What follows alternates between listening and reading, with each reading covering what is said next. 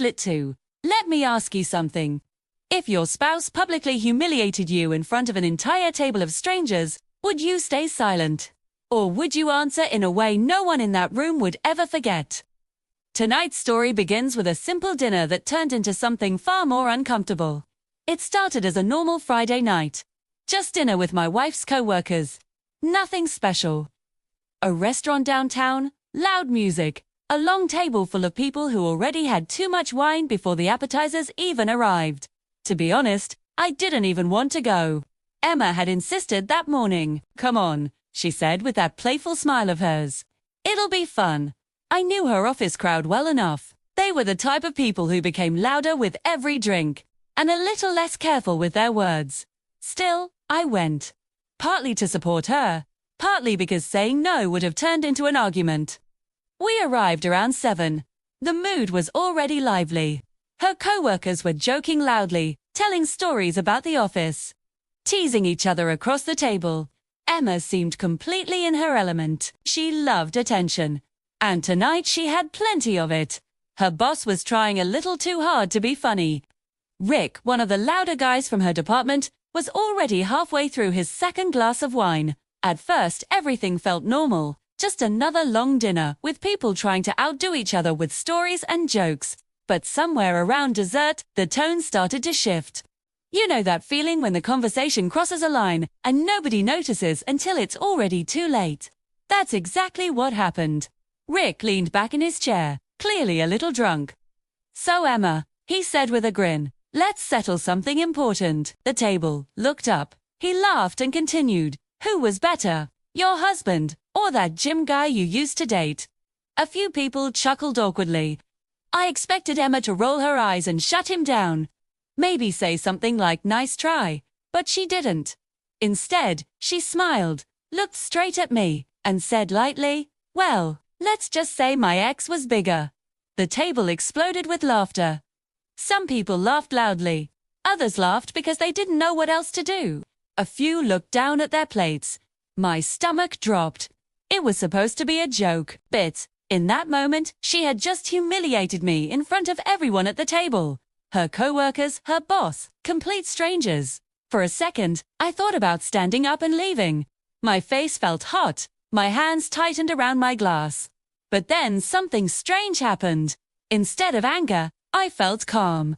Years of little comments, little jokes, little moments of disrespect.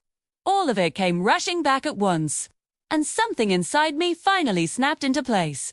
So I smiled, looked directly at her, and replied calmly, "You're right, Tor." The room grew quieter. He probably was bigger. A few people laughed again, expecting another joke, but then I continued, "That's probably why he couldn't stay." The laughter faded. Too much ego, not enough depth. Now the table was completely silent. Rick nearly choked on his drink. Emma's smile froze. Her boss stared at the table like he suddenly found the napkin extremely interesting. I leaned back in my chair and raised my glass slightly. "And I guess that's why you ended up with me." Nobody moved. Nobody spoke. "Because I had enough patience to deal with your immaturity." Then I lifted my glass and said quietly, "Two small things." I paused just long enough for everyone to understand. They tend to last longer. You could feel the air change in the room. The laughter was gone. The music from the restaurant suddenly felt louder. Emma's face went pale. She tried to laugh it off. "Relax, it was just a joke," she muttered. But the damage was already done. People avoided eye contact. Rick suddenly looked very interested in his phone, too. Even the waiter hesitated awkwardly when he came to refill our glasses. And in that moment, I noticed something I hadn't expected. Regret, real regret. In Emma's eyes, because she had just realized something important. Some jokes don't come back. For a few seconds after my response, no one at the table moved. You could almost hear the tension sitting between the plates and glasses. Emma's smile slowly faded. That confident, playful look she had worn all evening was gone, replaced by something else. Realization. The realization that she had crossed a line that couldn't simply be laughed away, too. I didn't raise my voice. I didn't argue. I didn't need to. Sometimes silence speaks louder than anger ever could. After a moment, I stood up calmly. I placed a few bills on the table to cover my part of the dinner. Then I looked around the table and said quietly, "Enjoy the rest of your evening." A few people tried to say something, but the words never came. "I'll leave you all to the jokes." Then I turned and walked out of the restaurant. Outside, the cool night air hit my face. The moment I stepped outside, my hands were shaking slightly. Not because I was weak, but because for the first time in years, I had finally stopped accepting the small humiliations. For years, Emma had teased me in front of people. Little comments, little jokes, saying I wasn't spontaneous enough, not exciting enough, not wild enough. I had always laughed it off, told myself it wasn't a big deal. But standing there under the streetlights, something strange happened. Instead of anger, I felt relief. The decision. I drove home in silence. When I walked into the house, everything felt different. Like I was looking at my life from the outside. I packed a small bag. Not much, just the essentials. About an hour later, Emma came through the door. Her makeup was smudged. Her eyes were red. She looked shocked to see me standing near the door with a bag. "You're really leaving?" she asked, her voice shaking. All of this, over a joke. I looked at her quietly for a moment, then I said something she probably didn't expect. "No," she frowned. "I'm leaving, because it wasn't a joke." I paused. "It was the truth you were finally comfortable saying out loud." The argument. She started crying immediately. Real tears this time. "Please don't do this," she said, stepping closer. "It was stupid. I didn't mean it like that." She tried to grab my arm. "You're overreacting. We can talk about this." I gently stepped back. "No, Emma." My voice was calm. It wasn't just tonight. It was years of small comments, small disrespect, small moments where you turned me into the punchline. She shook her head. "That's not fair." But I had already made my decision. I can't stay married to someone who thinks my value is a joke. Walking away, I walked past her toward the door. The house that once felt like home suddenly felt like a stage where I had been playing a role I didn't recognize anymore. She followed me outside onto the porch, still crying.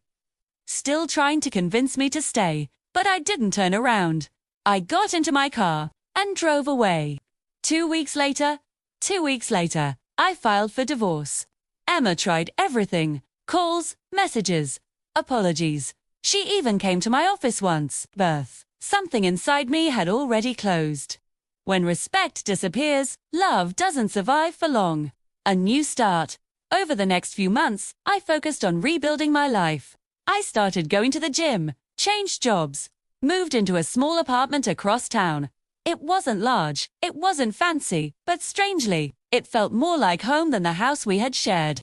Because peace isn't about space, it's about respect. What happened to her? A few of Emma's friends reached out later. They said she had changed. She barely went out anymore. Stopped attending those loud dinners. They said she looked tired, full of regret. But I never responded. Some apologies arrived too late. The lesson, looking back now, I realized something important. Relationships don't usually collapse because of one moment. They collapse because of 1,000 small moments of disrespect that go ignored. That dinner wasn't the beginning of the end. It was simply the moment the truth finally became impossible to ignore. And sometimes the most powerful thing a person can do is quietly walk away. Now, I'm curious, where are you listening to this story from?